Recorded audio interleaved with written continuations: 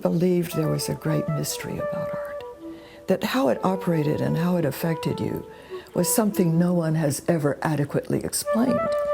Like, why did two colors juxtaposed have an impact and two other colors do nothing?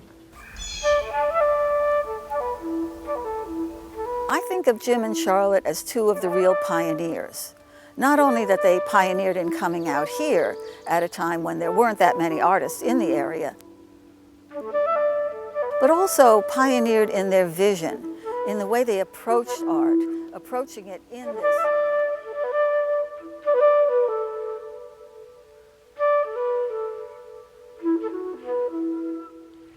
We know here in Springs, which is really ground zero for art in not only the East Hampton market, but the Long Island market, the New York market, the United States market, the world market. Springs is a center and focal point of the development of art in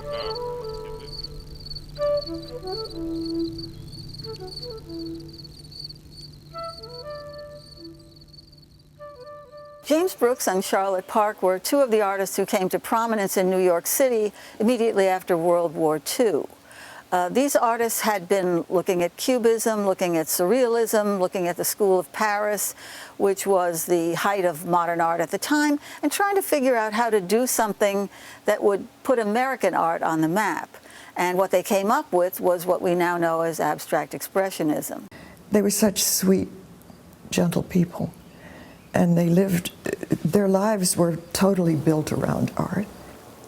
And when Jackson and Lee moved out here, they invited Jim and Charlotte and all of their friends from the city to come and visit. And that's really how the art colony of Springs began.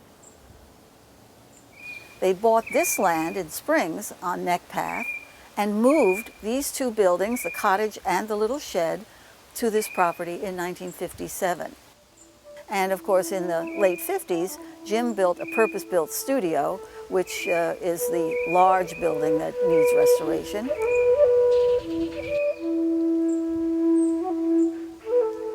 And Charlotte took over a small building that he'd been using for a studio that had been the original Wainscott post office. I came over here and I looked at them and I thought, oh my goodness, these are very special things. One, the house, which represents a lot of the old fishermen's houses that got added on to and moved around and whatnot. And then when I saw this fabulous studio that was ultimately built, which I realized was a significant piece of mid-century modern architecture, and started looking at who lived here, and I discovered James Brooks and Charlotte Park, his wife, who were two very, very, very significant mid-century abstract expressionist painters. I thought, this is really exciting. I think that coming to the place where the art was created, especially abstract art, gives people a very different, very special kind of appreciation of what it's about, what it means, what it represents, because it's not representational. It doesn't represent something that you can specifically identify out there in the world. It's really about feelings and about subjective things. And to see the environment in which it was created gives you a sense of where the inspiration came from, what the artist was thinking and feeling when he or she was producing it. And for the general public, for people who are not that familiar with abstract art, it humanizes it. When you go to see it in the museum, it's detached. It doesn't relate to where it came from or who it came from. But when you see it and you see the environment where it was made, then you get a sense of the people who made it. People started coming out of the woodwork saying, we've got to save this property. So we had a number of meetings and we thought, let's give our group a name. And so we thought Brooks Park Heritage Project.